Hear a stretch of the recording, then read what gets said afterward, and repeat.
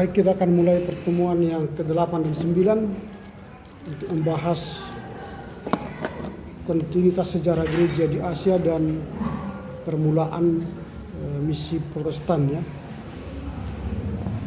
Kita akan mulai dengan bernyanyi dan berdoa. Silakan siapa yang memimpin. Oke, sebelum kita mulai kita pada pergerakan kita ini, kita bernyanyi dari UND nomor 10. Puji Tuhan sangat 2, 3 ya. Puji Tuhan sangat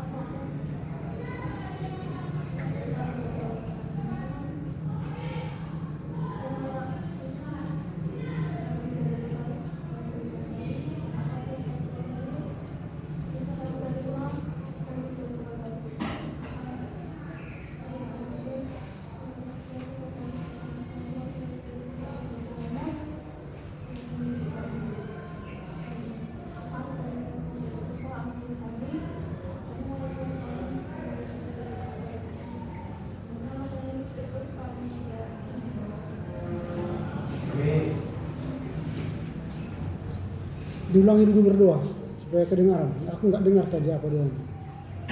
Volumenya dinaikkan ya. Silakan ulangi lagi berdoa. Kuat suaranya.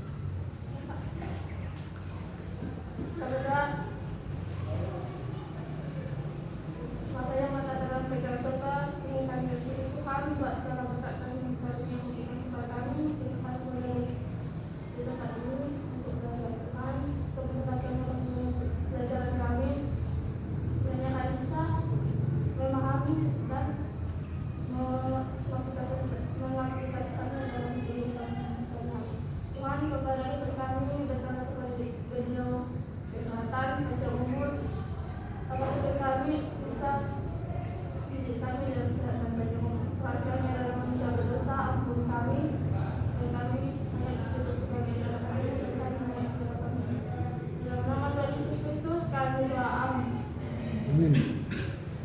Kalau kita berdoa, kita itu kan wakil Tuhan membawa umat ke surga gitu, bertemu Tuhan. Ya doa kita itu harus didengar orang, jangan hanya kita yang kedengaran.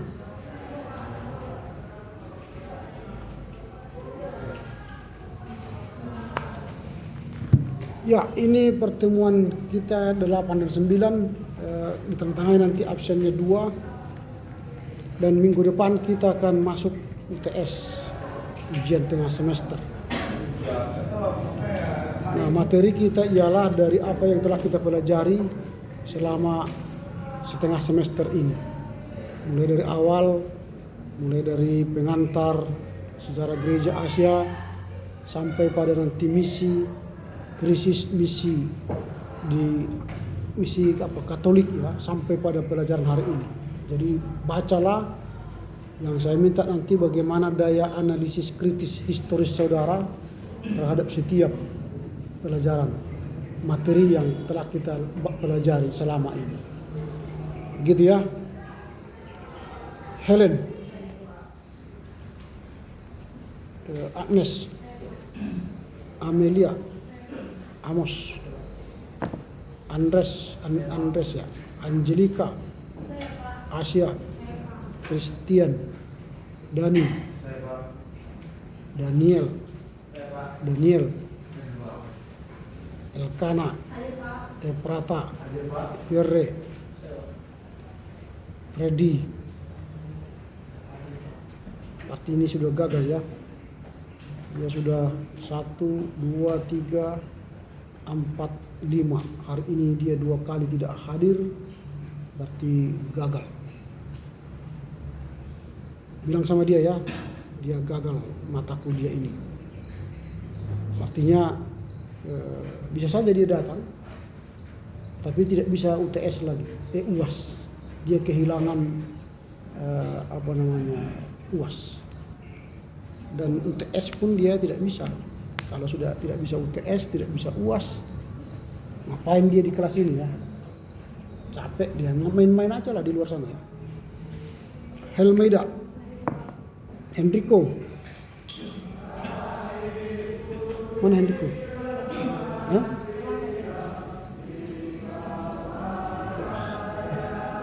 Dia pun 1, 2, 3, 4. Kok nggak ada yang serius ya? History, Iverson, Iwan. Tak main-main ya. Jeremy, Jasman. Mana Jasman? Joya.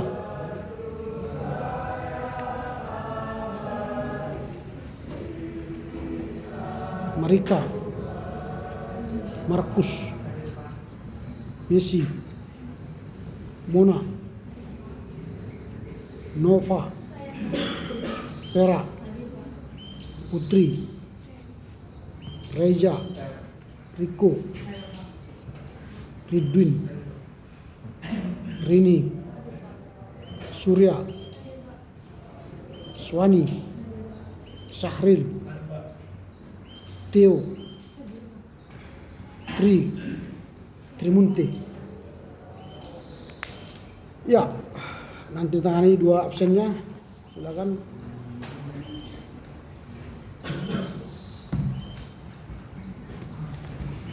Kelas ini banyak sekali yang terlambat mengirimkan materinya. Saya kurang tahu apakah saudara ini kesulitan membaca atau tidak ada bukunya atau malas membaca, saya tidak tahu. Ini banyak sekali ini terlambat. Menurut catatan saya ya, saya tidak tahu lah catatan kalian.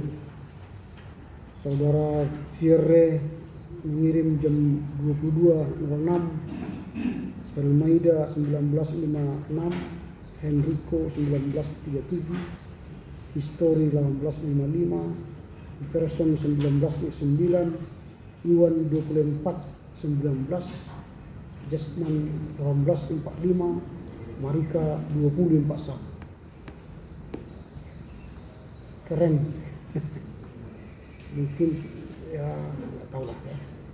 Tidak apa-apa, kita akan mulai hari ini membahas kontinuitas dan zaman permulaan baru sejarah GKR di abad 16-17 yang akan disampaikan laporan bacaannya oleh Markus, Marika, Joya, Jasman, Jeremy, Iwan.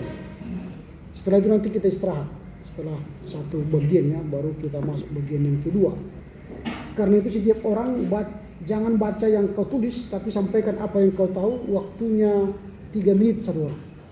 Saya akan lihat stopwatch saya 3 menit.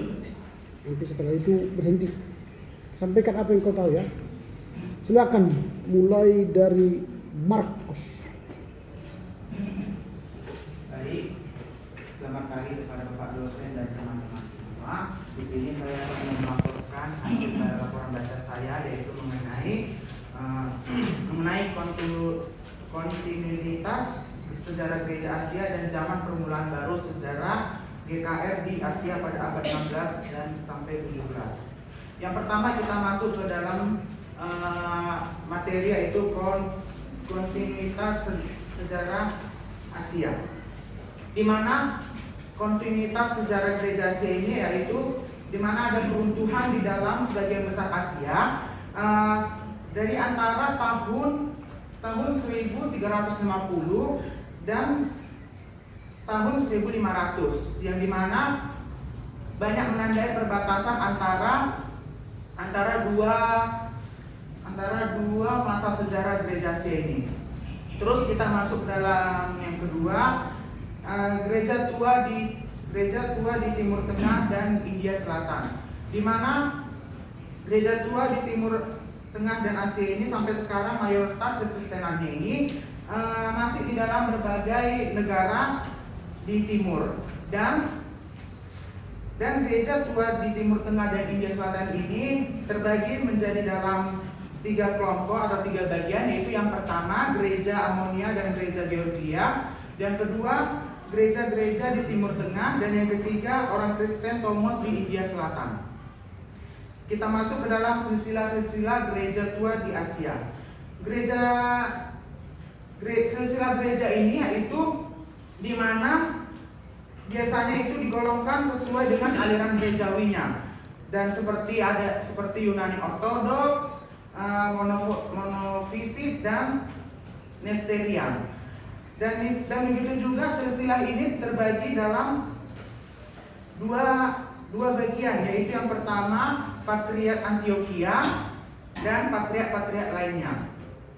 Terus kita masuk ke dalam gereja-gereja di India Selatan, yang dimana silsilah gereja tua ini di India Selatan ini lebih ruwet daripada silsilah gereja-gereja di Suriah yang berasal dari Patriark Antioquia. Terus terus kita masuk ke dalam patriark gereja tua, di mana kekristenan tua di Asia Barat dan India Selatan ini beraneka ragam. Fakta itu juga dicerminkan dalam daftar patriark yang luas. Nah, termasuk patriark Yunani Ortodoks dan patriark Monofosit. Terus kita masuk ke dalam tanda kontinuitas gereja Asia, di mana baik secara geografis maupun secara jumlah gereja-gereja tua menjadi tanda adanya kontinuitas gereja Asia. Terus kita masuk ke dalam bagian zaman permulaan baru sejarah gereja Roma Katolik di Asia pada abad ke-16 dan ke-17, yang dimana sampai kira-kira tahun 1500 gereja Asia ini dibentuk oleh gereja-gereja yang ada di Asia Barat, yang biasanya menganut doktrin non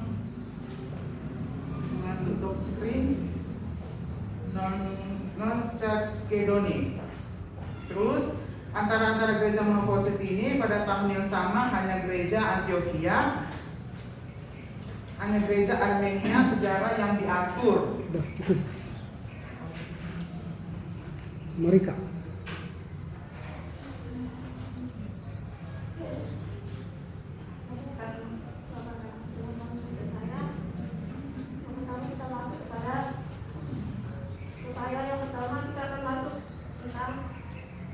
Kontinuitas sejarah gereja. Yang pertama, kontinuitas gereja. Di tahun 1500 bahwa di dalam sejarah gereja Asia bahwa di tahun tersebut muncul gereja di luar gereja Asia seperti gereja Roma Katolik, gereja Ortodoks, dan gereja Protestan. Yang kedua, kita masuk kepada sejarah.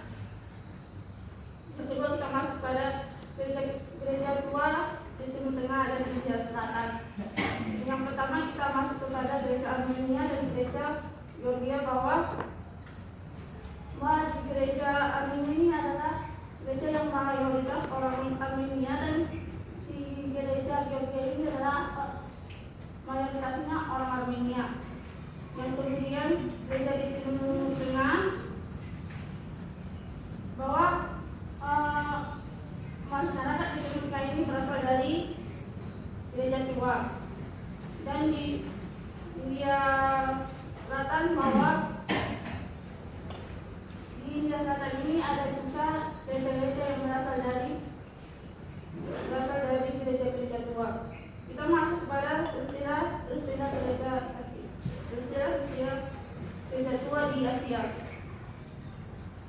bahwa di sini terdapat 5 alasan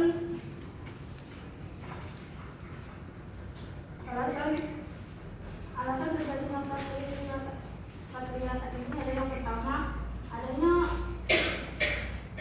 perselisihan kristologis antara gereja Syria dan gereja Ortodoks, dan yang kedua adanya usaha gereja Roma Katolik untuk mengadakan union dengan gereja-gereja di Asia. Patriarkat itu patriarkat Yunani dan Bizantium, dan yang kedua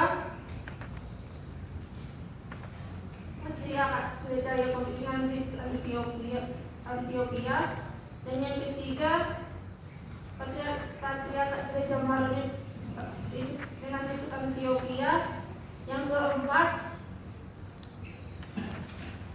gereja Markis Katolik dengan Ritus Bizantium, dan yang kelima itu patriarkat gereja Syria Katolik dengan Ritus Antioquia. Kita masuk ke patriarkat lain. Patriarkat lainnya bahwa di gereja Katolik dengan patriarkat di Baghdad itu memakai Ritus Katolik. Yang kedua, Union Katolik dengan patriarkat di Beirut memakai Ritus Armenia, dan ada juga 4 patriarkat lain. Kita masuk kepada gereja-gereja tua di India Selatan. Yang pertama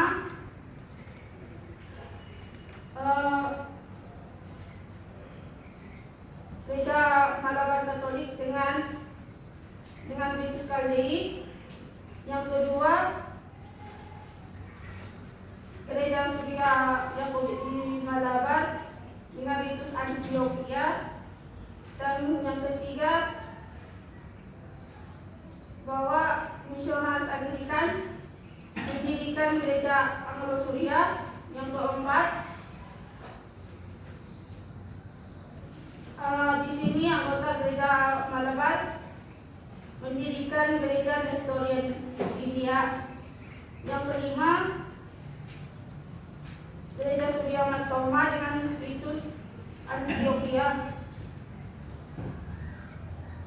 Kita masuk kepada patriarkat lain.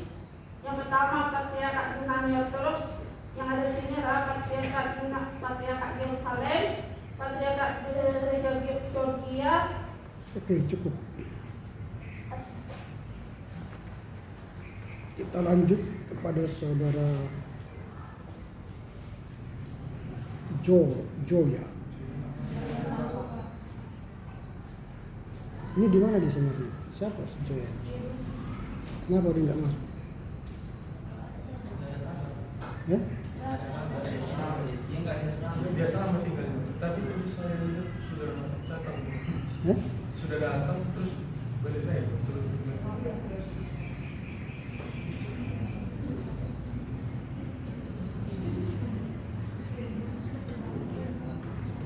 Maksudnya dia seram?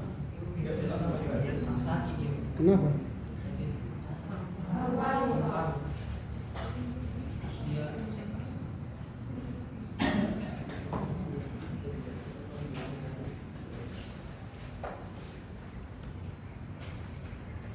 Oke, Jasmine. Untuk kontinuitas secara gereja, ketentuan gereja di dalam sebagian besar Asia antara tahun 1350 sampai 1500 menandai perbatasan antara dua masa sejarah gereja Asia yang sangat berbeda. Sampai pada abad ke-15 sejarah gereja Asia ditentukan oleh gereja-gereja yang berasal dari Asia yang bersifat Asia. Pada tahun 1500 mulai masa baru sejarah gereja Asia, munculnya gereja-gereja yang berasal dari luar yang menentukan sejarah gereja Asia seperti gereja Roma Katolik, gereja Ortodoks, dan gereja Protestan. Gereja tua di Timur Tengah dan di India Selatan. Sampai sekarang ini mayoritas Kekristenan di dalam berbagai negara di Timur Tengah masuk gereja tua yang berasal dari daerah itu. Di daerah lain juga ada yang termasuk gereja-gereja tua seperti gereja Armenia dan gereja Georgia, gereja-gereja di Timur Tengah, dan orang Kristen Thomas di India. Tanda kontinuitas di gereja Asia, baik secara geografis maupun secara jumlah gereja-gereja tua, menjadi tanda adanya kontinuitas gereja Asia. Gereja-gereja itu ditentukan di Armenia, Georgia, Syria, Lebanon, Israel, Yordania, Irak, dan India Selatan. Di Asia Barat sampai sekarang ini, gereja-gereja tua ini merupakan kekristenan yang terbesar dan berpengaruh. Zaman permulaan baru sejarah gereja Roma Katolik di Asia pada abad ke-16 dan ke-17. Sampai kira-kira tahun 1500, gereja Asia dibentuk oleh gereja-gereja Asia Barat yang biasanya menganut doktrin Chalcedonic. Pengaruh gereja Yunani Ortodoks sudah lama berkurang. Orang Melkit sudah lama menjadi minoritas di antara gereja-gereja Yunani Ortodoks. Hanya gereja Georgia saja yang penganutnya dari antara mayoritas penduduk. Gereja Roma Katolik menjadi gereja dunia. Walaupun mempunyai banyak kekurangan dan kelemahan, misi Roma Katolik pada abad ke-16 dan ke-17 merupakan suatu usaha yang luar biasa. Orang Roma Katolik ditemukan di 4 benua, yaitu benua Eropa, Amerika, Asia, dan Afrika. Pada tahun 1600 sudah menjadi gereja dunia. Fase yang baru dalam sejarah gereja Asia. Jika dibandingkan dengan fase-fase sejarah gereja Asia sebelumnya,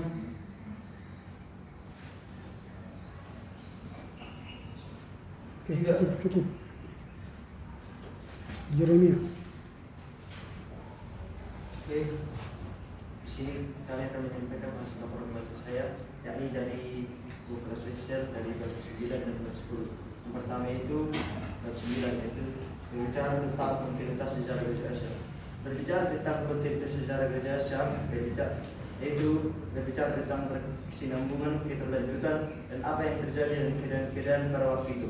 Yang dimana pada waktu itu gereja-gereja di Asia, di negara besar Asia mengalami kehancuran pada tahun 1350 sampai 1500. Tapi dibalik kehancuran tersebut tidak menutup fakta bahwa sejarah gereja-gereja tersebut tidak menutup terjadinya perkembangan, tetapi menghasilkan berbagai peristiwa. Peristiwa tersebut antara lain adalah peristiwa gereja dua di Timur Tengah dan di India Selatan. Peristiwa gereja di gereja tua di Timur Tengah terdapat perkembangan gereja, dan gereja tersebut masih ditemukan, yakni di negara bagian timur. Terdapat juga gereja-gereja yang sama, yakni gereja Georgia, Armenia, dan juga gereja-gereja gereja tua di wilayah Timur Tengah. Di India Selatan terdapat juga gereja tua yang berasal dari gereja-gereja tua tersebut, yakni gereja yang masih hidup sejak zaman jemaat mula-mula sampai pada abad pertengahan. Peristiwa yang kedua yakni silsilah gereja. Dalam peristiwa tersebut, silsilah gereja digunakan untuk membedakan gereja, tetapi bukan untuk membedakan secara kasta, tetapi untuk membedakan secara ritus. Ritus yakni liturgi dan teologia yang digunakan dalam ritus tersebut. Contohnya gereja Antioquia dengan ritus Antioquia, gereja Alexandria dengan ritus Alexandria, gereja Roma dengan ritus Latin, dan gereja Armenia dengan ritus Armenia. Ritus yang dimaksud tadi ialah bentuk liturgi yang dipakai dalam gereja-gereja tersebut dan kebuktiannya yang menjadi pertanda kontinuitas sejarah gereja Asia tersebut, yakni yang pertama yaitu di India Selatan terdapat sebuah keluarga yang berasal dari gereja Thomas, dan itulah pertanda kontinuitas sejarah gereja Asia pada waktu itu. Yang kedua yakni secara geografis di wilayah-wilayah Irak, Israel, Jordania, dan tempat lain masih ditemukan gereja-gereja tersebut sampai sekarang, yang menandakan bahwa agama Kristen tersebut adalah agama asli Asia. Yang kedua yaitu bab ke-10, yaitu zaman perbulan sejarah dan sejarah Roma Katolik. Zaman perbulan sejarah tersebut yakni pada perkembangannya gereja Asia tersebut di wilayah Asia mengalami gangguan yang dimana gangguan tersebut berupa kekuatan beban penginjilan yang melemah, sehingga Asia menjadi pusat penyebaran Injil dan yang berasal dari Eropa. Yang zaman perbulan yang kedua yaitu pada abad pertengahan, kekuasaan Roma Katolik mengklaim seluruh kekristenan di dunia untuk menjadi alihnya. Bahkan seluruh politik juga pun diklaimnya. Sampai pada abad 16 dan 17, gereja Roma Katolik menjadi gereja yang mendunia, yang dimana ditandai dengan gereja-gereja Roma Katolik yang mendunia itu tersebut ditandai dengan penyebaran patriark Roma Katolik di seluruh dunia. Contohnya di seluruh Eropa, di negara besar-besar Asia seperti Jepang, India, Indonesia, Filipina, Tiongkok, dan juga di bagian Afrika Selatan sudah ditemukan banyak keuskupan. Zaman-zaman Pasca Barat tersebut juga menyebabkan perbulan sejarah bagi gereja di Asia, yaitu perbulan sejarah yakni cukup. Terakhir saudara Iwan Seru sudah juga.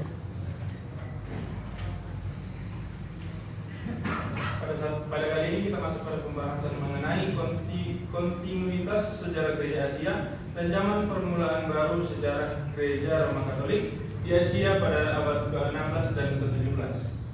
Yang pertama, kontinuitas sejarah gereja Asia. Sebagian besar gereja Asia yang runtuh di antara tahun 1350 sampai 1500 itu menandakan perbatasan antara dua masa sejarah gereja Asia yang berbeda. Pada tahun 1500-an, mulailah masa baru sejarah gereja Asia. Gereja ini terdiri dari beberapa gereja, salah satunya itu gereja Roma Katolik.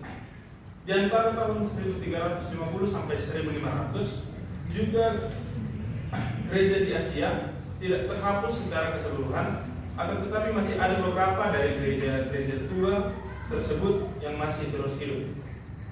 Yang pertama yaitu gereja tua di Timur Tengah dan India Selatan. Sekarang ini mayoritas kekristenan di dalam berbagai negara di timur negara di Timur Tengah, termasuk gereja tua yang berasal dari daerah itu adalah berikut beberapa gereja tersebut. Yang pertama yaitu gereja Armenia dan Georgia. Mayoritas dari penduduk daerah sini mayoritasnya itu orang Kristen, yang dimana jumlah penduduk kedua daerah tersebut adalah 8.774 orang, 8.774.000 orang, dan jumlah anggota gerejanya yaitu 5.606.000 orang. Yang kedua itu gereja-gereja di Timur Tengah. Walaupun presentasi dari daerah presentasi orang Kristen dari daerah Timur Tengah ini kecil, akan tetapi jumlah keseluruhannya mencakup kira-kira 2 juta sampai 3 juta orang.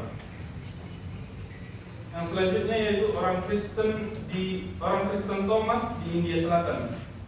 Di samping Asia Barat, di India juga ada gereja-gereja yang disebut sebagai gereja yang juga disebut sebagai orang Kristen Thomas. Karena pada hal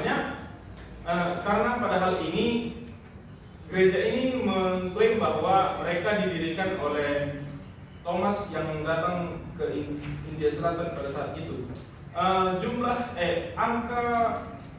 Angka penduduk yang masuk ke dalam anggota gereja di daerah di sini mencapai 1.840.000 orang. Yang kedua yaitu silsilah gereja tua di Asia. Gereja-gereja di Asia biasanya disesuaikan dengan aliran gerejawi dalam silsilah gereja. Gereja-gereja di Asia biasanya digolongkan dengan aliran gerejawi. Dalam silsilah gereja tua, ritus dijadikan sebagai ukuran dalam menggolongkan gereja. Berikut ritus-ritus tersebut. Yang pertama dalam patriarkat atau gereja Antioquia, ritusnya yaitu ritus Antioquia. Yang kedua yaitu patriarkat Alexandria, ritusnya itu ritus Alexandria. Yang ketiga Konstantinopel, ritusnya adalah ritus Bizantium. Yang keempat patriarkat Roma, ritus yang memakai ritus Latin. Yang selanjutnya itu Selangkatesikon, ritusnya ritus Kalderik. Yang selanjutnya ritus Armenia, yang selanjutnya ritus patriarkat Armenia, ritusnya ritus Armenia. Yang ketiga yaitu gereja-gereja tua, silsilah gereja-gereja tua yang ada di India Selatan lebih luas daripada silsilah gereja yang ada di Suriah. Para ahli gereja Barat mengatakan bahwa orang Kristen Thomas di Oke, cukup. Baik, kita telah mengakhiri sebuah pembahasan materi dari kelompok 3 yang membicarakan soal kontinuitas dari gereja di Asia. Dan kontinuitas gereja di Asia itu sangat penting bagi kita karena ini akan menunjukkan jati diri kita sebagai gereja di Asia. Nah, kalau kita baca dari awal, ini menarik untuk disimak dan mohon dibaca dengan baik ya, karena ada kaitannya dengan ujian tengah semester nanti. Karena kalian nanti akan ujian tengah semester itu bicara soal analisis historis kritis ya. Di sini disebutkan bahwa sampai abad ke-15 itu yang menentukan sejarah gereja itu ialah Asia. Nah ini nanti juga kalau kita kaitkan dengan halaman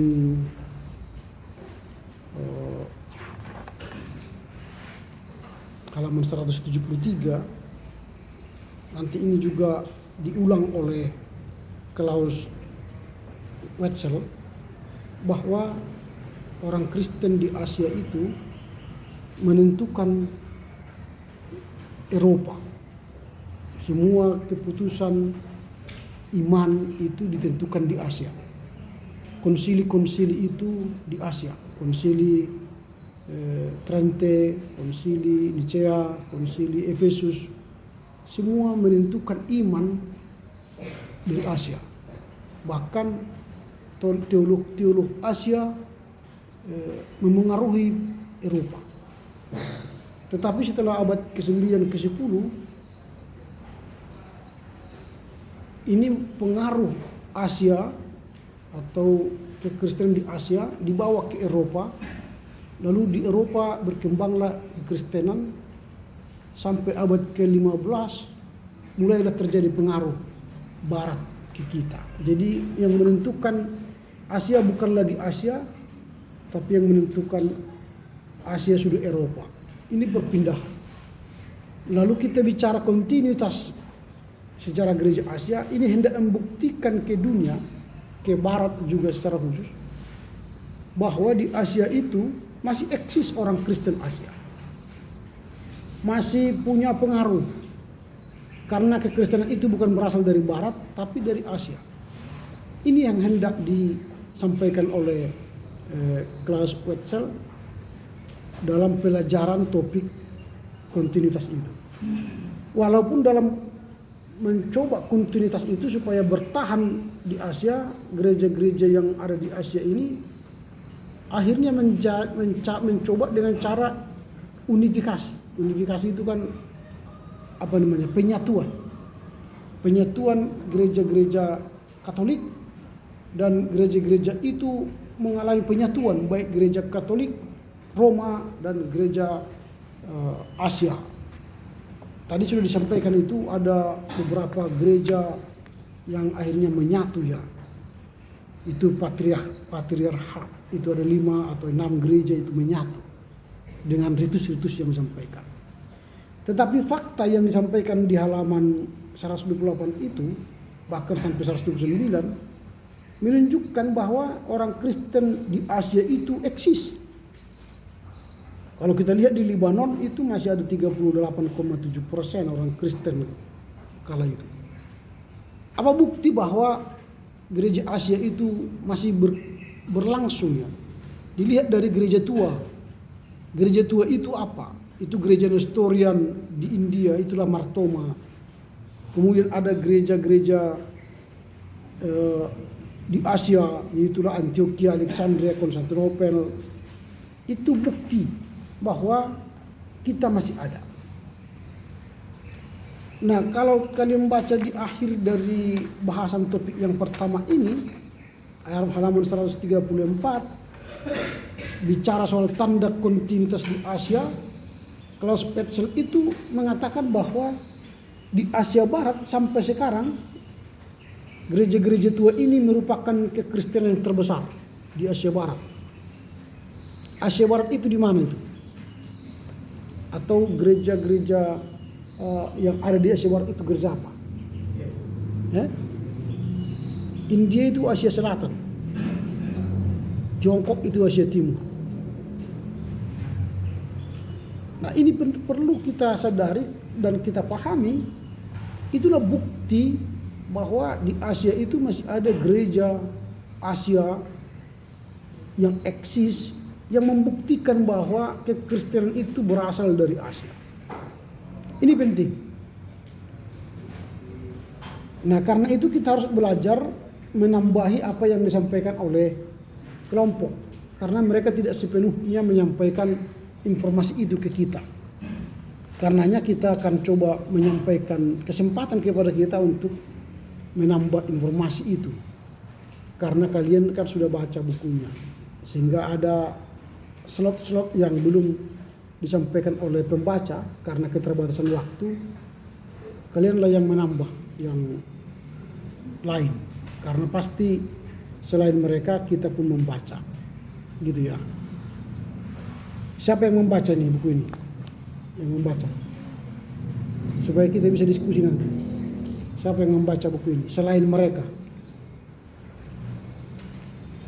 Yang tidak membaca siapa? Yang tidak membaca. Tidak membaca. Angkat tangan tinggi-tinggi. Ya, yang tidak membaca keluar dari ruangan ini, saya hitung sampai 3. Dan minggu depan tidak membaca, saya gagalkan semua. Siapa yang tidak membaca, saya gagalkan. Silakan keluar.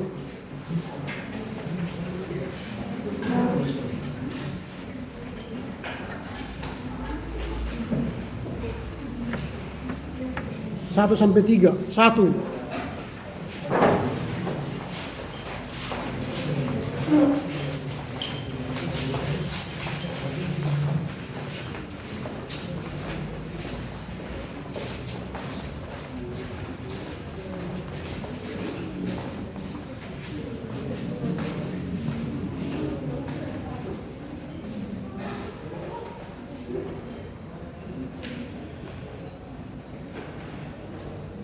Yang tinggal ini siapa?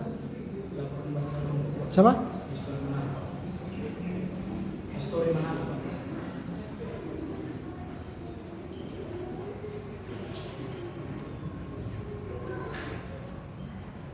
Itu berarti nanti laporan yang kedua kali Bu. Iya. Verson ini yang kedua nanti. Wah, keren ya.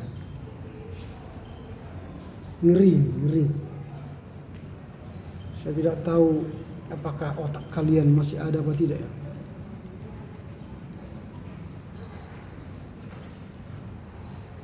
Oke, kita ketemu mungkin tahun depan aja ini semua ini.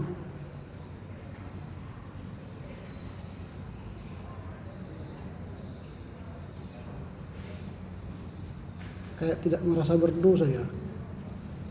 Oke, nggak apa-apa. Berarti kita perlu bertemu tahun depan ini. Oke ya, saya tidak main dengan apa yang saya bicarakan. Saya sudah sampaikan itu sejak awal. Siapa yang tidak baca, saya keluarkan dari ruangan ini. Ini peringatan pertama dan terakhir.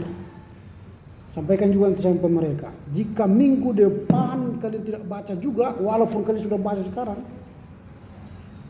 2 minggu yang akan datang ya, karena minggu depan kita UTS.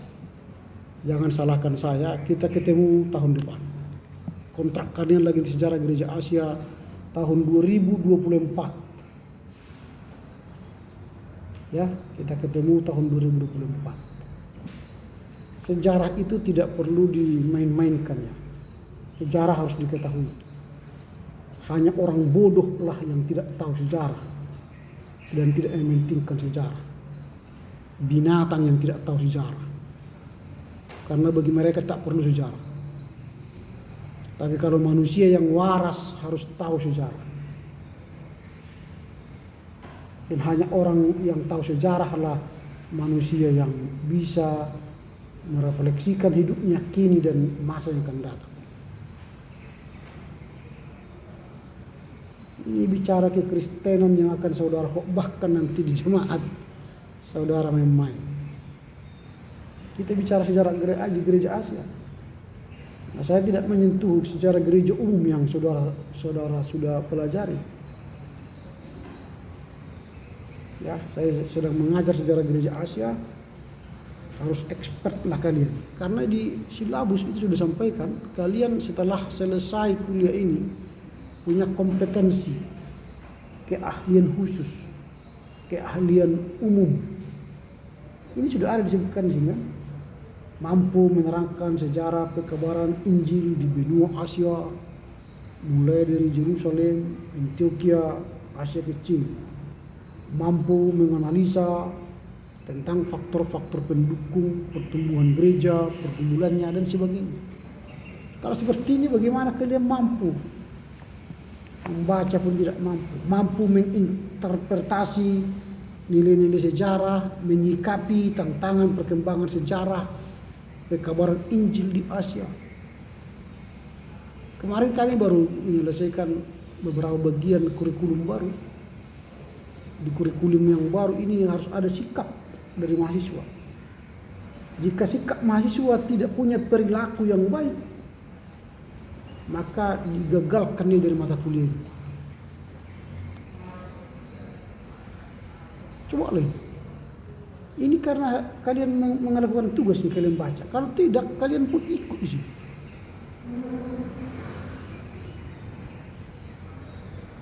Luar biasa ini. Saya kurang tahu di mana kelemahannya. Apakah penjelasan kami para dosen ini tidak dimengerti mahasiswa? Atau apakah bahasa saya sulit kalian mengerti? Atau bagaimana? Bahasa saya sulit dimengerti atau bagaimana menurut kalian? Ketika saya katakan siapa yang tidak baca saya keluarkan dari ruangan beberapa minggu yang lalu, kalian mengertinya itu sulit atau mudah? Atau kalian anggap itu ya asal bunyi itu kalian bilang kan, asal bunyi gitu ya. Saya tidak pernah asal bunyi ngomong.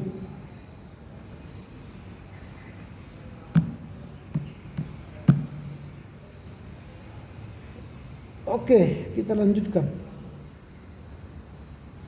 Jadi kontinuitas sejarah gereja di Asia itu menjadi sebuah topik penting bagi kita dan bagi saudara yang sedang belajar sejarah, bahwa tanpa saudara mengerti apa yang terjadi di Asia, maka sulitlah nanti bagi saudara-saudara untuk mengerti perkembangan kekristenan di Asia dan di dunia. Nah, sejarah ini menolong kita mengerti bagaimana kekristenan di Asia. Bahwa Asia ini memiliki peran penting membangun iman Kristen. Saya sudah katakan tadi, semua ajaran agama tentang kekristenan dimulai di Asia. Konsili-konsili itu dimulai di Asia.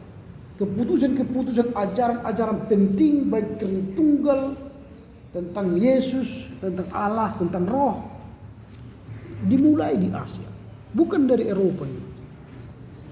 Tapi setelah abad ke-10, 9 ke-10 itu berpindah ke Eropa, bahkan sampai abad ke-15 beralihlah kekuasaan pemikiran teologi kita dari Asia ke Eropa.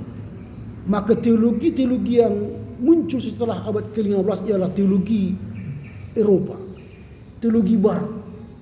Tidak ada lagi teologi Asia. Kita orang Asia dianggap adalah menopang dalam kekristenan. Padahal kekristenan itu berasal dari mana? Dari Asia. Teolog-teolog terkenal sekarang dari mana? Eropa atau Barat atau Asia? Eropa. Pengaruh-pengaruh Eropa itu sama kalian kuat sekali. Saya sudah pernah singgung pakaian kalian, pakaian Eropa, ibadah kalian, ibadah Eropa. Nanti kita akan lanjutkan bagian yang kedua dari sesi ini soal runtuhnya misi Katolik di Indonesia. Itu karena apa? Karena soal latinisasi dan adaptasi. Jadi kita semua ini Eropanisasi. Karena apa? Karena penginjil yang datang ke kita ialah Eropa, bukan lagi dari Asia. Padahal kekristenan lahir di Asia. Aneh itu. Jadi yang mengkristenkan kita bukan lagi kita, tapi sudah Eropa, orang lain. Lalu kita masuk pada zaman permulaan baru sejarah gereja Roma Katolik di Asia. Jadi abad ke-16-17 itu masa jayanya Katolik sebenarnya. Karena Protestan itu baru lahir 1517, gerakan reformasi Luther dan kawan-kawan. Dan itu 2 abad berikutnya baru punya gaun. Makanya nanti selanjutnya abad ke-17, abad ke-18, 19, di situ nanti gerakan Protestantisme masuk ke Asia. Kalau abad 16-17 ini masih gaunnya gereja Katolik. Lalu bagaimana perluasan sejarah gereja di Asia yang dibawa oleh Roma Katolik? Itu ada 2 negara yang membawa perluasan agama Katolik ke Asia, yaitu Portugis dan Spanyol. Nah, patronat Portugis dan Spanyol inilah yang membawa pengembangan agama Katolik ke Asia. Dan pengembangan itu kalau kita baca dari bukunya Klaus ini, itu akibat dari berdirinya kongregasi propaganda. Dan lahir nanti gereja-gereja Katolik di daerah Asia, mulai dari Asia Selatan ya, India, kemudian nanti dari India masuk ke Indonesia, dari Indonesia ke Jepang, dari Jepang nanti ke Tiongkok, dan kemudian ke Myanmar, Muang Thai, Indochina, lalu ke Filipina, kemudian di Asia Barat. Nah, ini perkembangan gereja Katolik masuk ke Asia. Dan yang menarik dari perkembangan gereja Katolik ke Asia ini, ada dua mazhab yang saling berseteru antara mazhab Fransiskan dan Ordo Yesuit. Mazhab Fransiskan selalu mengutamakan latinisasi. Semua ibadah atau penyebaran agama Katolik ke Asia harus latinisasi. Semua harus menjadi orang seperti Latin, budaya Latin, ibadah Latin, ritus-ritusnya Latin. Jadi kalau masuk ke timur tidak boleh mengadopsi timur, budaya timur. Tetap harus budaya Latin, GKR-nya yang menonjol. Itu Ordo Fransiskan. Dan itu tidak diterima oleh Asia. Masuklah Ordo Yesuit yang diprakarsai oleh Franciscus Xaverius. Dia membuat metode adaptasi. Adaptasi itu dia menerima budaya, mengadopsi budaya, dan memakai budaya untuk pengembangan Katolik. Dan nanti maka dia diterima oleh orang India. Dia mulai mendirikan pusat-pusat kekristenan di India. Kalau kita lihat di sini, mulai dari kota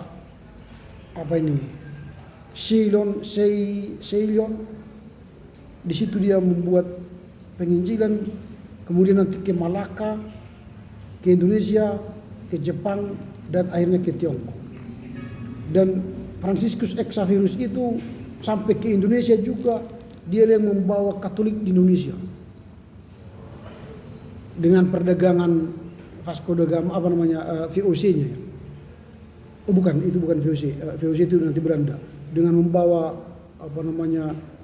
semua misi-misi Katolik ke Maluku, ke NTT, dan ke Timur-Timur. Dia membawa itu Katolik. Dan akhirnya dia meninggal di Tiongkok.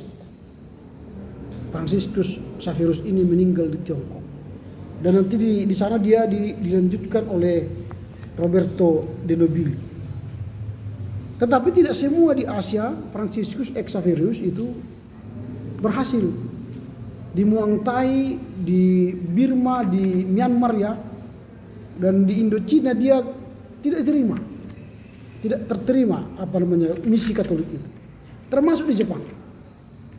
Di Jepang itu masuk abad ke-16-17, tapi akhirnya orang Jepang membunuh orang-orang Kristen dan tanda petik gagal misi itu di sana. Itu yang mengakibatkan orang-orang misi di Jepang abad 1920 agak ketakutan juga dengan sejarah itu. Makanya sulit mengkristenkan orang Jepang, sampai sekarang agak sulit ya. Walau ada orang Jepang yang jadi Kristen. Di beberapa tempat dia tidak bisa masuk. Itu yang kita lihat dalam laporan Klaus ini. Dan kemudian nanti di Asia Barat, orang-orang Katolik ini pun mengalami kesulitan menghadapi gereja-gereja Ortodoks, gereja-gereja monofisik. Karena ini berbeda sekali ajarannya. Dari Trinitas ke monofisik, Unitarian, dan Nestorian, itu sangat susah mereka masuk. Tetapi dalam pengalaman di Asia kemarin yang mempertahankan Asia itu, banyak gereja-gereja yang union tadi, menyatu. Gereja Katolik menyatu dengan monofisit, dengan Yakobit, dengan Melkit. Mereka menyatu dalam rangka mempertahankan kekristenan di Asia. Tapi dalam rangka penyebaran kekristenan di Asia lagi, khususnya di Asia Barat, Katolik ini juga mengalami persoalan. Nah, ini yang kita lihat dalam penyebaran agama Katolik di abad ke-16 dan 17. Nah, sebentar lagi kita akan masuk pada laporan baca 4 tentang misi Katolik pada abad yang ke-18-19. Tapi sebelum masuk ke sana, kita akan melihat bagaimana sebenarnya permulaan gerakan Ortodoks, gereja Rusia Ortodoks di utara, di Asia Utara, dan permulaan sejarah gereja Protestan di Asia. Nah, saya katakan tadi Franciscus Xaverius masuk ke Maluku, ke Ambon, masuk ke NTT, masuk ke Flores, itu ke Asia. Itu membawa misi Katolik. Lalu setelah orang Katolik ini mengalami kemunduran, nanti kita akan bahas itu di laporan selanjutnya, maka misi Katolik itu digantikan oleh misi Protestan. Nah, khususnya di Indonesia, misi Protestan itu digantikan oleh lahirnya perdagangan Belanda VOC 1602 itu. Mereka tiba juga di Maluku, di Ambon. Dan apa yang terjadi? Protestan pertama di Asia di mana? Protestan pertama di Asia di Tanah Karo. Bukan. Protestan pertama di Asia. Coba buka halaman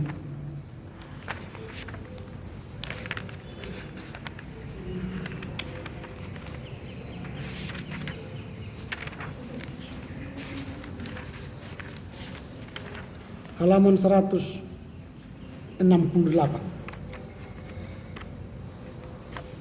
Halaman 168 alinea ketiga. Coba dibaca di situ. Dengan demikian, gereja Protestan pertama di Asia dan mungkin di luar Eropa sama sekali didirikan pada tahun 1605 di mana?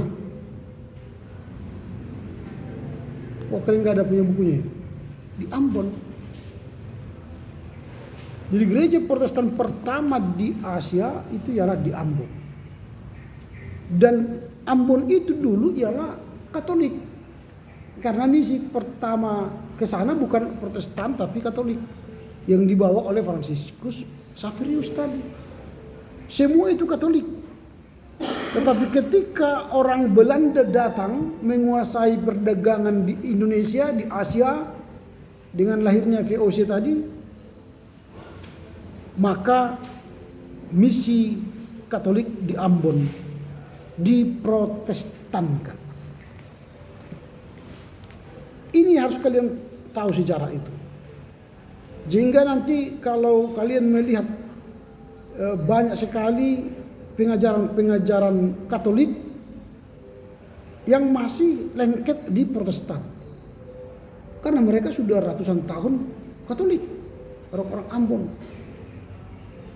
orang-orang NTT, orang-orang Flores, orang-orang Ende. Tetapi tiba-tiba mereka diprotestankan oleh Belanda. Karena mereka membawa misi Protestan, Calvin dan Luther. Nah, ini membuat nanti di Indonesia ada keunikan, ada Protestan rasa Katolik gitu kan. Misalnya dikatakan begini, siapa yang mensakrameni yang meninggal itu gitu.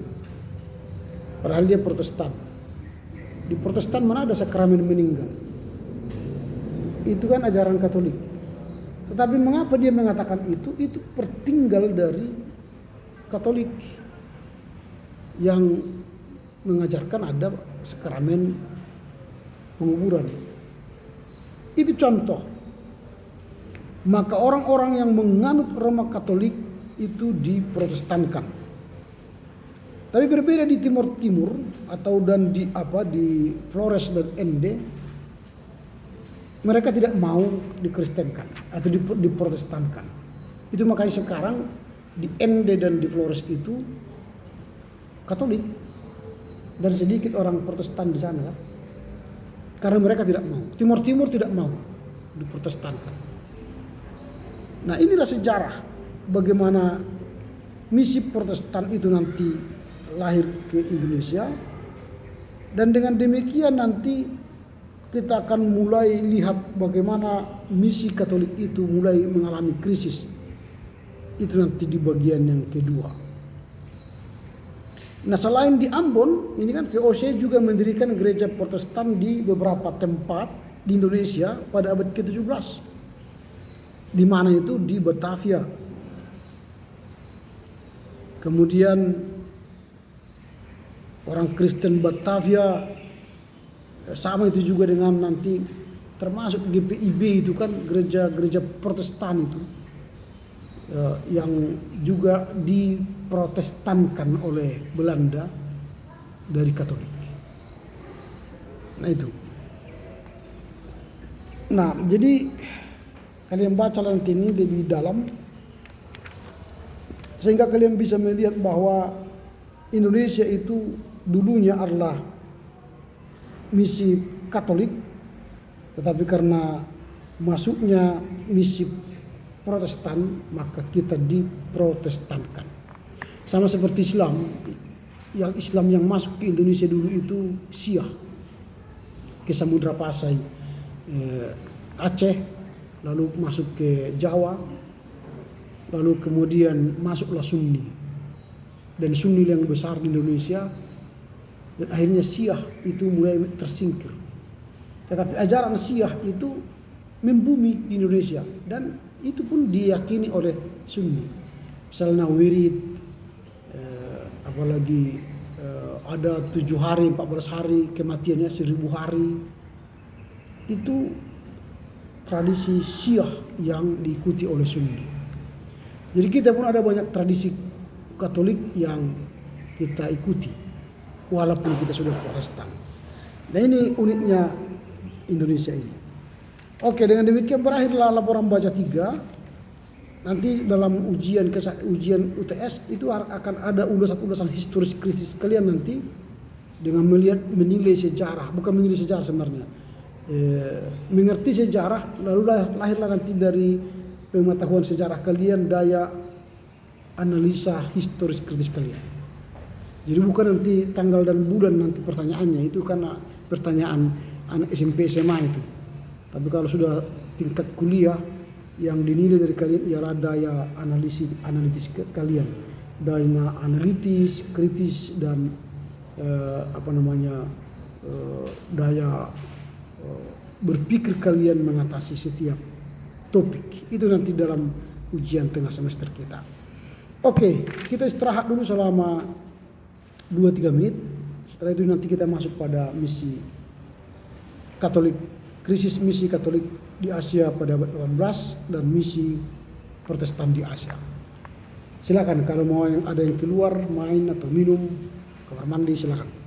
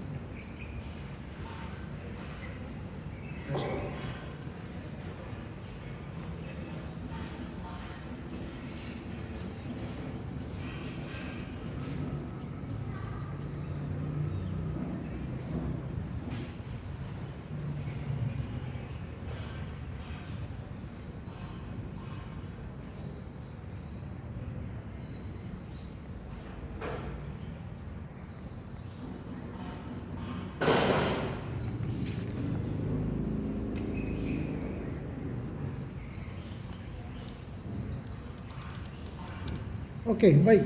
Kita akan lanjutkan pembahasan kita untuk materi yang berikut, yaitu soal krisis misi GKR di Asia abad ke-18 dan misi Protestan di Asia abad ke-19. Kali ini akan disampaikan oleh saudara Histori Enrico Almeida Reddy Pierre Iverson. Oke, kita mulai dari siapa yang hadir saat ini? Mulai dari ya, berarti yang tidak ada Enrico ya. Enrico sama Pierre. Freddy. Oke. Ini Histori Argis ini siapa? Ini apa namanya, kok formatnya salah?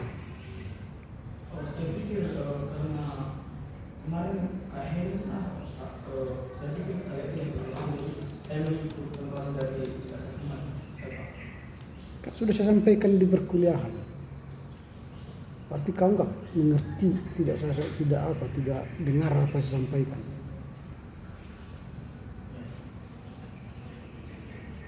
Oke, kita mulai dari saudara Histori. Silakan. Sampai di semua, di sini saya akan melaporkan hasil laporan saya yang berjudul krisis misi Roma Katolik di Asia pada abad ke-18, permulaan misi Protestan di Asia. Adapun yang menjadi topik pembahasan kita kali ini adalah untuk mengetahui bagaimana sejarah terjadi krisis misi GKR di Asia abad ke-18 dan perkembangan negeri Asia di Asia tahun 1500 sampai 1800.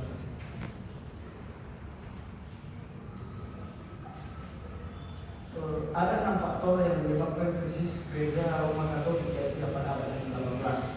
Yang pertama, pada abad yang ke-16 ada 3 negara yang menganut paham Roma Katolik yang memonopoli perdagangan politik dunia, yaitu Prancis, Spanyol, dan Portugal. Akan tetapi pada abad ke-17 timbullah persaingan-persaingan yang sangat ketat. Bukan hanya negara yang paham Roma Katolik sajalah yang bersaing memonopoli perdagangan dan politik dunia, tetapi seluruh negara yang beragama Protestan seperti Belanda, Denmark, dan khususnya negara Inggris. Yang kedua, pada abad yang ke-17 dan ke-18 mengalami krisis Yesanisme yang memperlemah kehidupan gereja Katolik Roma dan mempengaruhi misinya. Hal inilah yang menyebabkan melemahnya misi gereja untuk dunia. Dan yang ketiga, gereja Roma Katolik membawa aturan-aturan dari Eropa ke Asia, sedangkan gereja asli Asia seperti tarian mengakui selibat hanya bagi anggota hierarki di tingkat yang tinggi. Yang keempat, penyebab utama yang lain untuk timbulnya krisis gereja Roma Katolik di Asia pada abad ke-18 adalah perselisihan tentang Kristus. Pada tahun yang 1704, Paus Clement yang ke-6 menolak unsur-unsur akomodasi itu. Akibatnya terjadilah perselisihan yang hebat dalam gereja Katolik Roma. Dan yang terakhir atau yang ke-6, di samping perselisihan tentang ritus-ritus, ada juga hal lain yang di dalamnya ordo-ordo Yesuit yang terlibat, ada banyak selisih yang terlibat dalam ordo-ordo lain pula. Demikian juga dengan konvensi propaganda pada tahun 1759. Peristiwa di bidang politik Eropa juga menjadi pukulan bagi misi Roma Katolik. Revolusi Prancis bersifat anti gereja. Tidak hanya usaha misi dari Prancis yang dihentikan, tetapi revolusi Prancis ini juga memiliki dampak bagi seluruh gereja Katolik, khususnya di dalam masalah misi. Nah, selanjutnya perkembangan gereja di Asia antara tahun 1500 dan tahun 1800. Pada saat gereja Katolik Roma di Asia pada abad ke-18 mengalami kemerosotan, muncullah tunas-tunas awal dari situasi fase yang baru secara gereja Asia. Menurut data statistik perkembangan gereja Roma Katolik pada abad yang ke-18 menunjukkan tentang keadaan orang Kristen di Asia yang presentasinya menunjukkan penurunan. Presentasi kekristenan di Asia hanya bertumbuh sedikit setelah tahun 1500 dan pada akhirnya pada tahun 1800 menurun lagi. Kita masuk ke topik yang kedua, yaitu membahas tentang misi Protestan di Asia pada abad ke-19 dan awal abad ke-20, misi Roma Katolik dan Rusia Ortodoks. Adapun yang menjadi topik pembahasan kita pada kali ini yaitu untuk mengetahui permulaan misi Protestan di Asia pada abad ke-19 dan perkembangannya.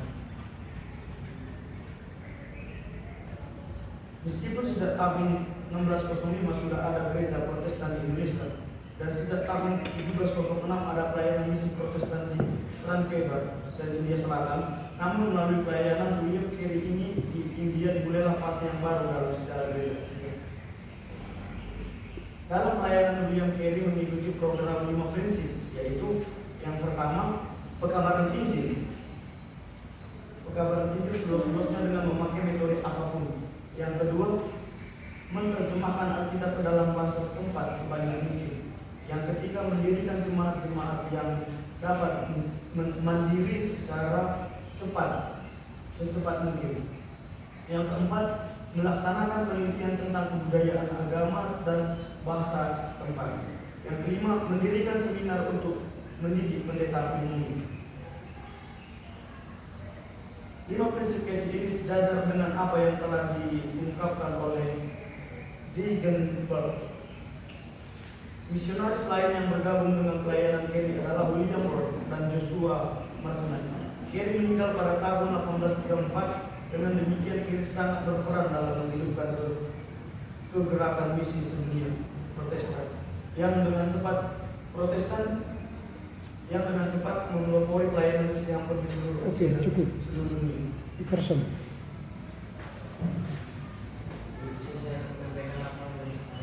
Yang pertama mengenai krisis misi Katolik di Asia pada 18 ini berkaitan dengan pembukaan misi Katolik di Asia. Dan terakhir adalah ciri khas sejarah gereja di Asia sejak tahun 1400 adalah dalam pengambilan keputusan untuk kembali gereja Asia bukan di Asia melainkan dari Eropa, yang dimana apabila dia dapat jadi krisis itu pula di gereja Asia juga akan menjadi krisis. Nah, krisis gereja Roma Katolik pada Asia pada ke-18 memiliki disebutkan dengan 4 hal. Yang pertama adalah adanya monopoli perdagangan dan politik dunia. Yang kedua, pada abad 17 dan 18 yang Zionisme melemah kekuatan misi gereja Katolik Roma. Yang ketiga, gereja Roma Katolik membawa aturan-aturan dari Eropa ke Asia. Kemudian adanya perselisihan mengenai ritus-ritus pada abad ke-18. Kemudian ada juga perselisihan dan pesanan Ordo yang di dalamnya terdapat Ordo Yesuit. Kemudian ada yang Revolusi Perancis yang bersifat anti gereja dengan melarang kongregasi propaganda tahun 1808. Kemudian sejarah gereja Roma Katolik Asia pada abad ke-18 saya ringkas, di mana mengalami berbagai krisis seperti misi di India yang mengalami kekurangan dukungan dari para Maratha yang menyebabkan penurunan jumlah umat Katolik di India. Kemudian misi Indonesia khususnya di Timur dihancurkan oleh Belanda pada tahun 1994. Kemudian pemulihan misi Protestan di Asia dimulai dengan ditandai dengan adanya pietisme, di mana pietisme ini menjadi pengaruh yang besar dalam sejarah gereja, yang dimana pertama kali diterbitkan tahun 1675 oleh Jacob Spina. Nah, yang menjadi objek penting dari pietisme ini adalah adanya pengharapan baru bagi gereja, yaitu pengkabaran Injil kepada bangsa Yahudi dan usaha misi dunia itu, di mana pada tahun 1906 adanya misi pietisme di Transweber yang di mana Bartholomeus Ziegenberg dan Heinrich Putzkamp diutus pemerintah ke ladang misi. Nah, melalui misi di Transweber itu pada tahun 1907 diadakanlah pembaptisan yang pertama yang menyebabkan timbulnya sebuah gereja Protestan yang berlangsung karena usaha misi sedunia melalui usaha misi yang disemangati oleh motivasi Alkitab yang murni.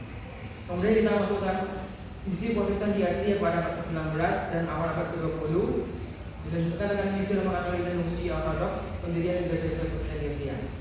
Yang pertama misi Protestan di Asia pada abad ke-19 dan awal abad ke-20, di mana di bawah kepemimpinan William Carey, Baptist Missionary Society dimulai pada tahun 1812 dan ada juga misi Methodist pada tahun 1814 dan CMS 1817. Di mana para pelopor misi Protestan di Asia mengalami hambatan yang luar biasa, seperti di Tiongkok, misionaris tidak mendapatkan izin pelayanan. Dalam hal ini terjadilah gerakan massal di Asia pada abad ke-19 dan abad ke-20. Tetapi dengan kegerakan massal ini, pertumbuhan gereja Protestan bertumbuh menjadi ratusan ribu anggota gereja hingga pada awal abad ke-20.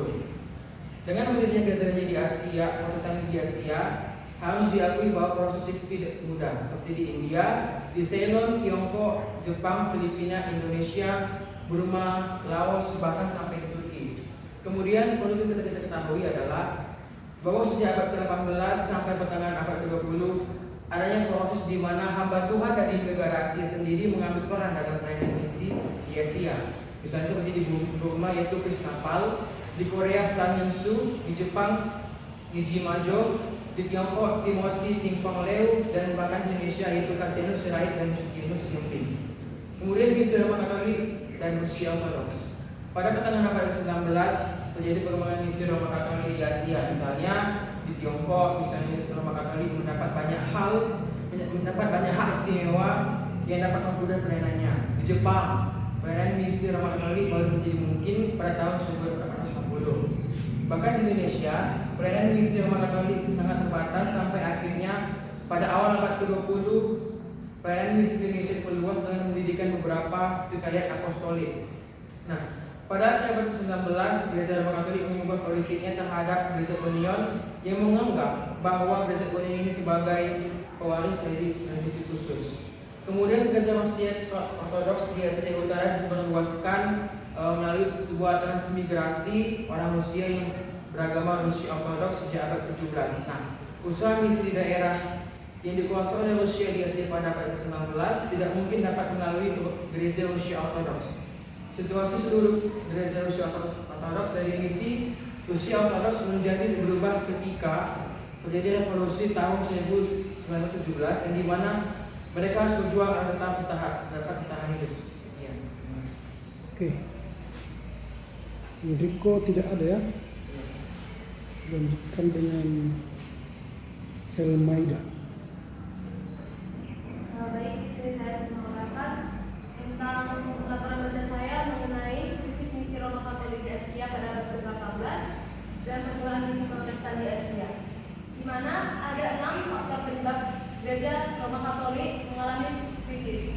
Yang pertama, gereja Roma Katolik kehilangan beberapa tempat pelayanan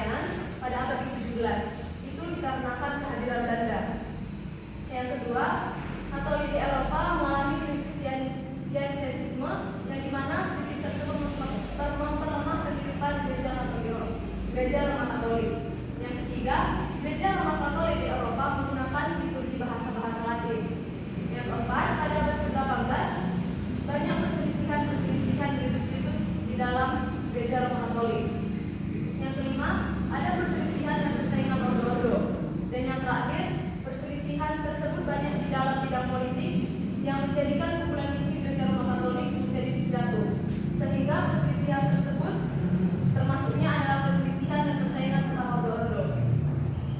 Secara garis besar, pada abad ke-18, Gereja Roma Katolik di Asia mengalami krisis. Pada tahun 1704, Charles Maynard de Rohan melakukan kunjungan ke India dengan mengeluarkan sebuah doktrin yang melanggar akomodasi ordo Yesuit. Tetapi pada tahun 1696 di Tiongkok, terdapat toleransi selama 15 tahun untuk pelayanan misionaris ordo Yesuit. Permulaan misi protestasi dunia di Asia adalah peran pietisme di dalam menghidupkan gerakan misi protestasi dunia, di mana pietisme ini diterapkan di Jerman oleh Jacob Spener. Ini timbul karena adanya gerakan rohani yang paling berpengaruh dalam sejarah gereja, yaitu pietisme.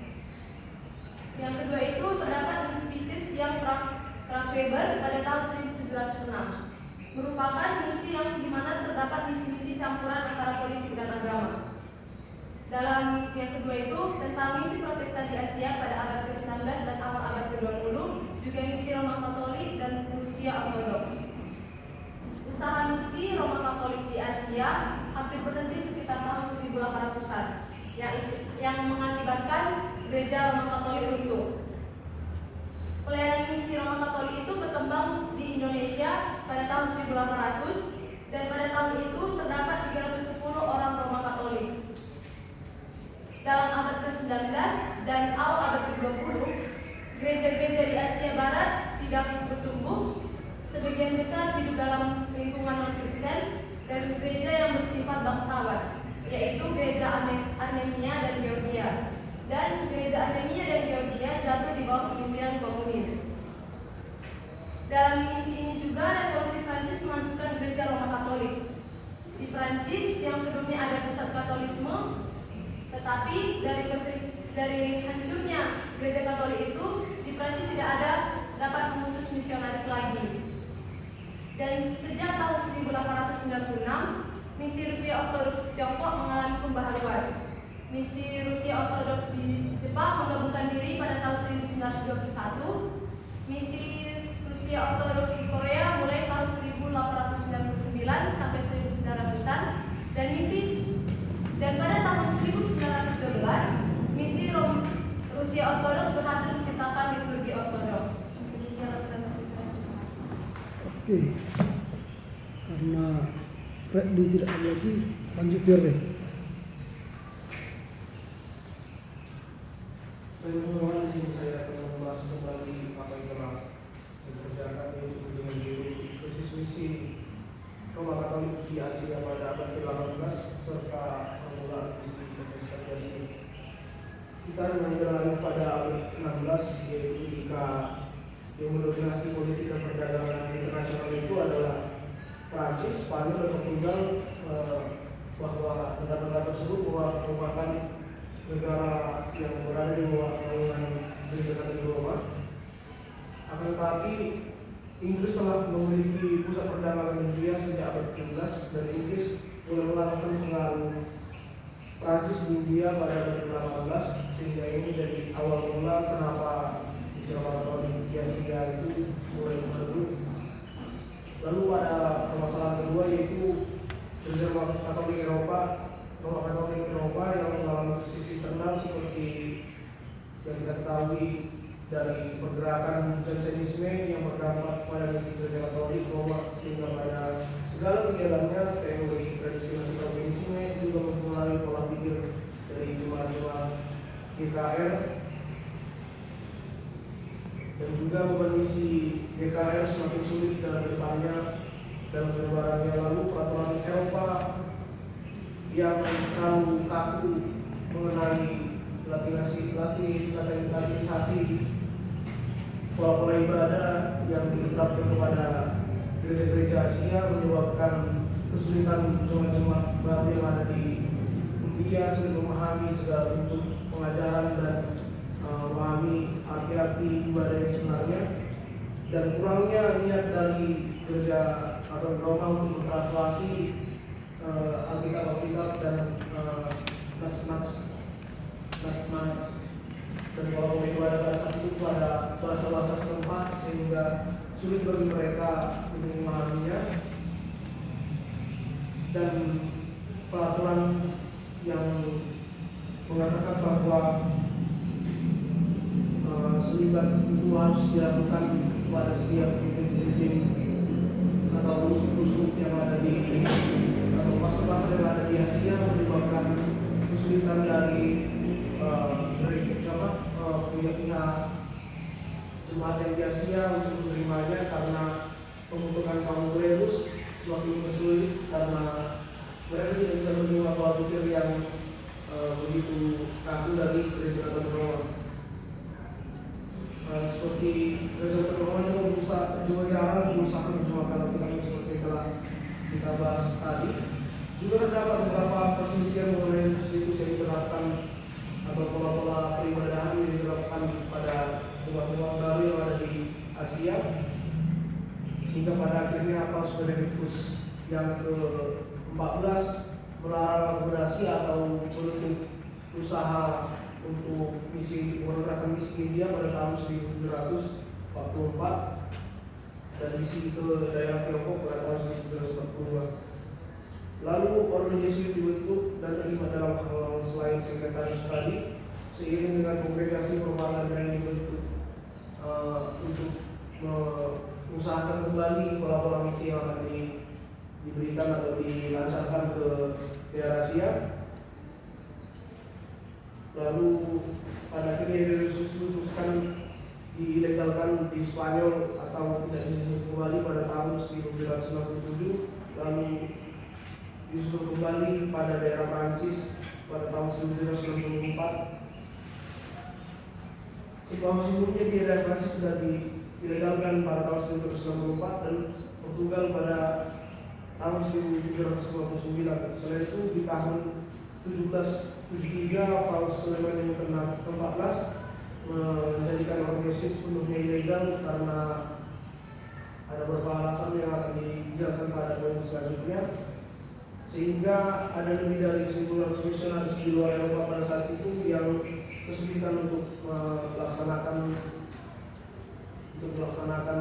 program misi ini, sebab bahwa pada dasarnya rekomendasi dari Pemilu sudah dilegalkan di daerah Eropa.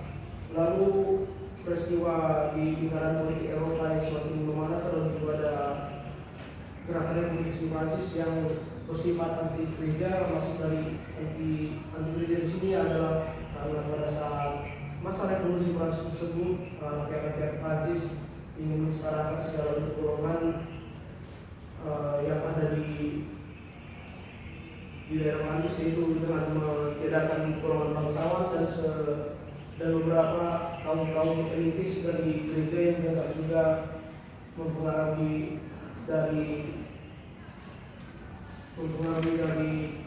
strata sosial yang sosial yang ada pada saat itu. Cukup. Kita akan membahas. Terima kasih atas laporannya. Sekedar mengingatkan bahwa kita minggu depan masuk pada ujian tengah semester. Sampai di sini akan kita bahas materi ujian. Nah, jadi kita sudah membahas tadi bagaimana masuknya misi Protestan di Asia, dimulai dengan kehadiran misi VOC ya, dan kemudian dilanjutkan dengan pembahasan kita hari ini soal krisis misi Katolik. Tadi sudah sampaikan di awal bahwa misi kekristenan itu dimulai dari Asia. Tapi setelah abad ke-15, maka Asia tidak lagi menentukan misi, tapi itu sudah Eropa. Lalu ketika misi Eropa atau gereja Eropa itu mengalami persoalan, maka itu akan berpengaruh juga ke misi di Asia. Nah, tadi disebutkan bahwa ada beberapa faktor yang menyebutkan krisis misi Katolik di Asia. Tapi salah satu yang paling utama ialah poin 4 itu soal ritus-ritus atau perselisihan tentang ritus-ritus akomodasi seperti yang dilaksanakan oleh Roberto de Nobili di India. Jadi akomodasi itu ialah mereka mengakomodasi budaya lokal dan memakai budaya lokal itu untuk penyebaran agama Katolik. Dan itu tidak disetujui oleh Paus atau Gereja Katolik. Khususnya Paus Clement yang ke-11 menolak unsur-unsur akomodasi itu. Terjadilah perselisihan yang besar di Gereja Katolik. Akibatnya terbentuklah Ordo Yesuit, kemudian kongregasi propaganda bersama ordo lain. Ordo Yesuit itu lebih pada akomodasi dibanding Ordo Fransiskan yang lebih menekankan latinisasi atau kekatolikan berdasarkan pandangan Eropa. Nah, ini yang mereka hadapi, membuat semangat penginjilan Katolik kala itu menurun. Nah, selain itu ialah juga poin 6 itu soal Revolusi Prancis. Revolusi Prancis ini juga sangat mempengaruhi misi Katolik di dunia, termasuk di Asia. Karena Revolusi Prancis ini anti agama ya. Karena memang revolusi itu kan berakhirnya masa raja-raja ya yang memerintah dan lahirnya pemimpin-pemimpin baru yang demokratis, yang pro rakyat ya. Jadi pemikiran-pemikiran Montesquieu supaya diterapkan trias politika itu, Jiji Rousseau, pemimpin yang bersama-sama rakyat, itu pemikiran-pemikiran yang memicu lahirnya Revolusi Prancis. Lalu Napoleon Bonaparte memimpin revolusi itu dan akhirnya dia menjadi pemimpin di Prancis kala itu. Dan nanti setelah itu pun akan terjadi revolusi-revolusi lain menggulingkan Napoleon Bonaparte. Tapi akibat dari revolusi itu maka terjadilah kemunduran dalam misi Katolik. Ini yang kita lihat. Dan seperti yang katakan tadi, kalau di Eropa Katolik itu mengalami kemunduran, pasti di Asia pun mereka akan mengalami kemunduran. Nah, selain itu, selain kemunduran yang akibat revolusi Prancis itu, muncullah gerakan-gerakan protestantisme yang dimulai dengan pietisme. Gerakan pietisme di Eropa yang disponsori oleh Jacob Philip Spener. Philip Jacob Spener ini dengan mengajarkan Pia Desideria dan ini memengaruhi perkembangan Protestanan karena mereka mengajarkan kesalehan. Dan mereka ini sebenarnya bukanlah gerakan gereja, tapi ini adalah gerakan di luar gereja yang punya kerinduan bersekutu. Atau istilah sekarang di kita ini kelompok doanya ini. Kelompok doa, kelompok sel, atau ya kumpulan-kumpulan jemaat yang suka berdoa. Di gereja kita pasti ada kelompok-kelompok yang suka berdoa. Nah, itulah yang melahirkan pietisme.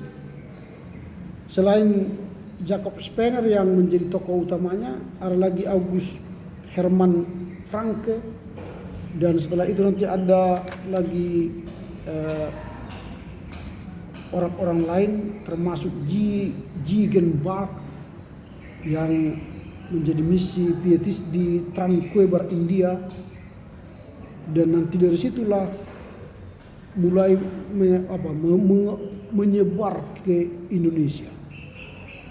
Nah, penginjilan Protestan ini sangat berkembang pesat karena termasuk tadi kemunduran misi Katolik di Eropa, lalu lahirnya pietisme yang berkobar-kobar karena bertolak belakang dengan tadi misi Katolik tadi. Katolik kan melarang akomodasi, tapi pietisme itu lebih mendekati masyarakat dari sudut moral tadi, maka mereka mengakomodasi budaya dan mempertobatkan ajaran pertobatan, kesalehan itu sangat penting dalam mengkristenkan orang dan menginjili orang kala itu, maka perkembangan Protestan di Asia semakin meningkat. Nah ini yang kita lihat. Maka di sini tadi perkembangan gereja di Asia antara tahun 1500 sampai 1800 dalam cermin statistik ini disampaikan oleh Klaus. Kalau kita lihat di sini gereja di Asia, di Afrika, di Amerika Latin, di Austria, Amerika Utara dan Eropa, memang di sini masih terlihat Eropa lah yang masih mendominasi perkembangan. Tetapi nanti setelah itu akan terjadi perkembangan yang pesat di Asia. Karena itu tadi perkembangan misi Protestan semakin menjamur di Asia. Itu yang kita lihat, bahwa gereja-gereja Protestan menggantikan misi-misi Katolik yang ada di Asia. Nah setelah itu baru masuklah kita, itu kan masih masa peralihan itu pada abad ke-18. Tetapi misi Protestan yang paling berhasil ialah abad 19 ke-20. Itu bagian yang kedua adalah perang baca ini. Nah itu dimulai dari bagaimana pergerakan misi perdagangan Belanda tadi yang saya katakan ya, VOC memasuki ke daerah-daerah misi Katolik termasuk Indonesia. Dan di sini terjadi tadi pengkristenan, pemprotestanan orang-orang Katolik di Indonesia. Dan tokoh-tokoh gereja misi Protestan ini ialah, kalau di India William Carey, dia ini berasal dari Inggris yang sangat bertobat dan mungkin dipengaruhi juga oleh gerakan pietis ini. Dialah yang membawa misi ke India dan kemudian mulailah berkembang kekristenan di India melalui William Carey. Kemudian nanti selain William Carey kita melihat bagaimana Joseph Camp di Maluku ya, Joseph Camp. Kemudian ada Nommensen di Tanah Batak, dan masih banyak sebenarnya usaha-usaha Protestan di sini disampaikan oleh Klaus di halaman 201. Ada lagi di Iran, ada lagi di Turki, Pakistan, di Jepang, di Arabia, di Filipina. Nah ini disebutkan oleh Klaus. Bahkan kalau kita lihat kegerakan misi Protestan di Indonesia ini juga dia sebutkan di sini. Banyak sekali kegerakan misi Protestan di Indonesia. Disampaikan banyak sekali di sini dicatat oleh Klaus. Ini menunjukkan bahwa misi Katolik sudah mulai habis ya. Tapi kalau kita lihat nanti secara keseluruhan, walau dikatakan memudar misi Katolik atau mengalami krisis, tapi misi Katolik itu sendiri tidak mati, tidak habis. Tetap ada dia bermisi, tapi tidak sehebat misi Protestan. Nah ini yang kita lihat dalam sejarah kemunduran dan perkembangan misi Protestan di Asia.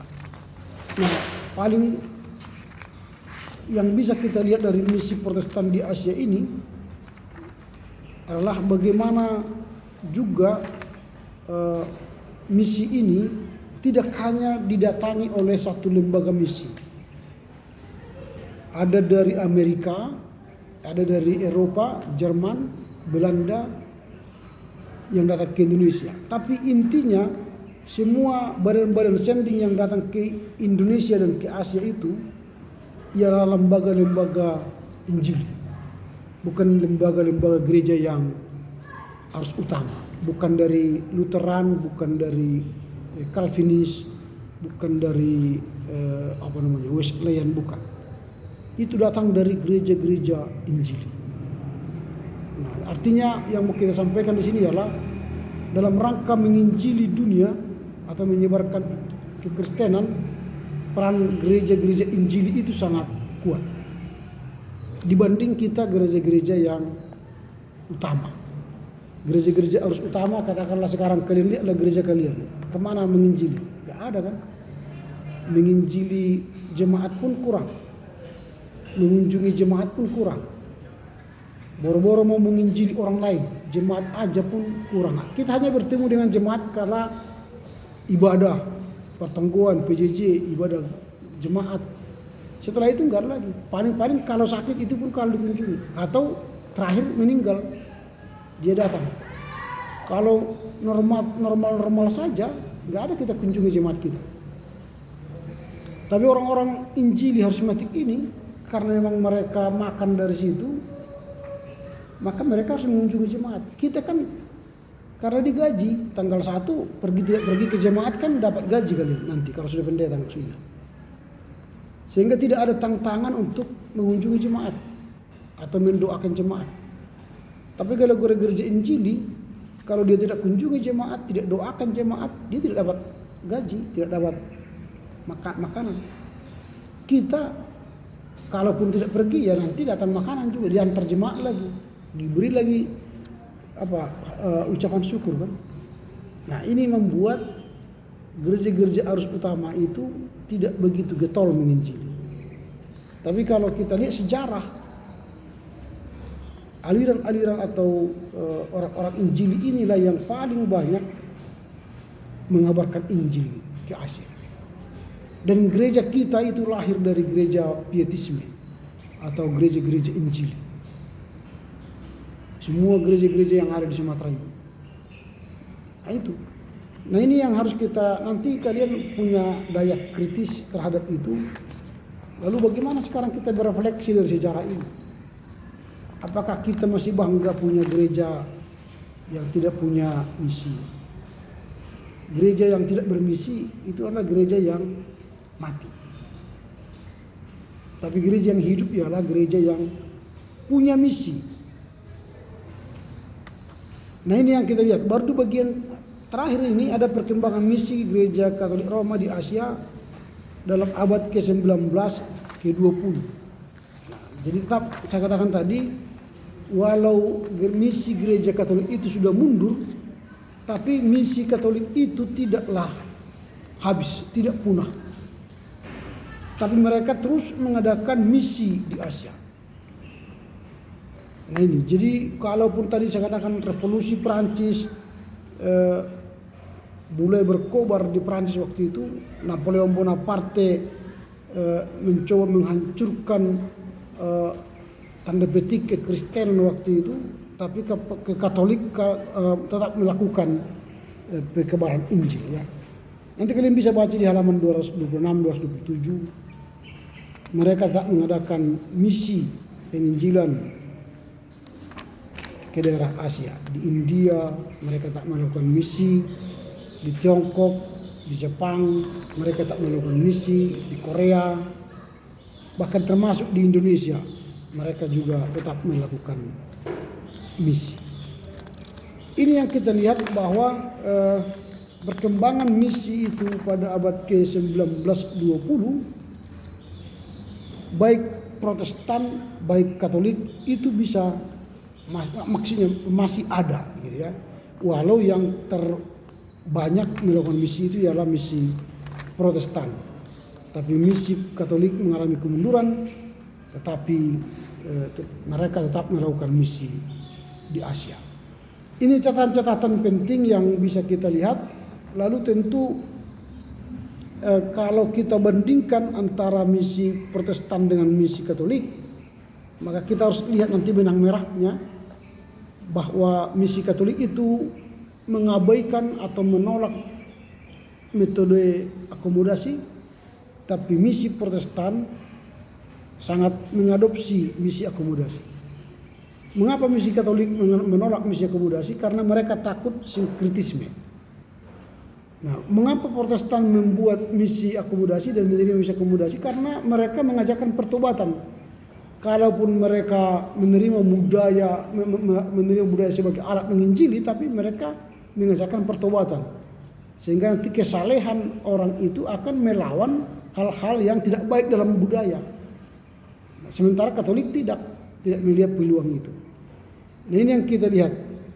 Kemudian misi, walaupun kita mengatakan tadi misi Protestan itu adalah misi yang begitu berkembang dibanding Katolik, tetapi kita harus ingat bahwa misi Protestan ini juga patriarkalismenya tinggi.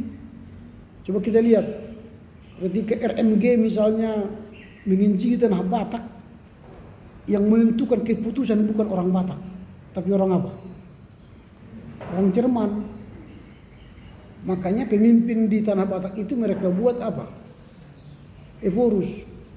Ephorus itu kalau di Jerman itu setara dengan superintendent atau preses sama kita.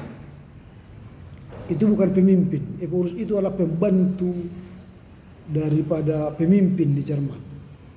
Tapi kita sudah menganggap Ephorus itulah pimpinan gereja kan sekarang. Sebenarnya Ephorus itu bukan pimpinan gereja. Ephorus itu adalah sebutan bagi pembantu pimpinan mengatur daerahnya. Pimpinannya di Jerman. Itu patriarkatnya kuat. Lalu ketika kita mandiri menjadi gereja Batak yang mandiri, lahirlah KBP, maka nama yang mereka kasih bukanlah pemimpin gereja kan, tapi kalau pemimpin gereja disebut dengan bishop kan, bishop itu pemimpin gereja. Baru di atas bishop itu adalah archbishop. Tapi kita tidak mau mengganti Ephorus dengan bishop. Tapi beberapa gereja mengganti nama panggilannya bishop. GKPI panggil bishop ya. GKPPD juga bishop. Tapi kalau gereja-gereja lain masih memanggil Ephorus. Kalau Moderamen beda kan, karena mereka Calvinis maka lebih pada Moderamen. Nah ini jadi itu yang kita lihat dari misi Protestan dan Katolik di Asia. Sekali lagi saya tegaskan bahwa misi Katolik itu tidak berhenti walau misi Protestan yang lebih besar. Nah sampai di sini pelajaran kita.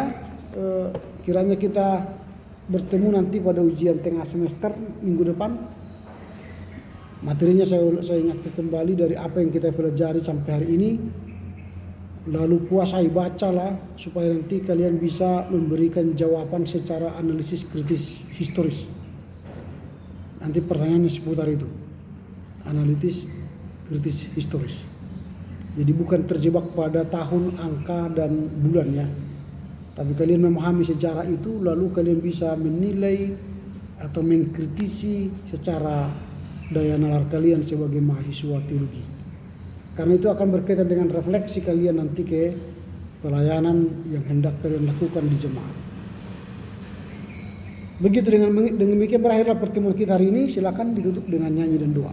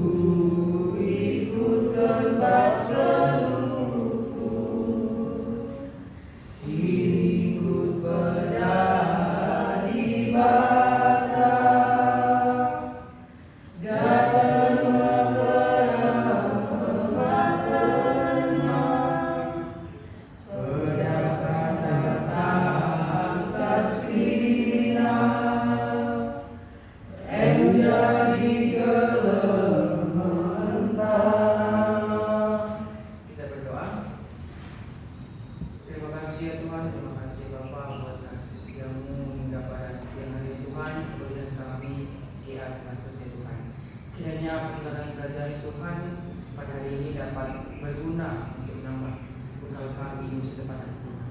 Kami juga berdoa Bapak Rasul kami kiranya kesehatan dan yang terjaga kau lengkapi dalam agar sudah berkati kau yang membayarnya. Kami adalah manusia berdosa, ampuni segala dosa kami, adalah saudara anak saja. Ini doa dan pengharapan kami dalam nama Tuhan Yesus Kristus dan berdoa dan mengucap syukur. Amin. Oke, selamat siang.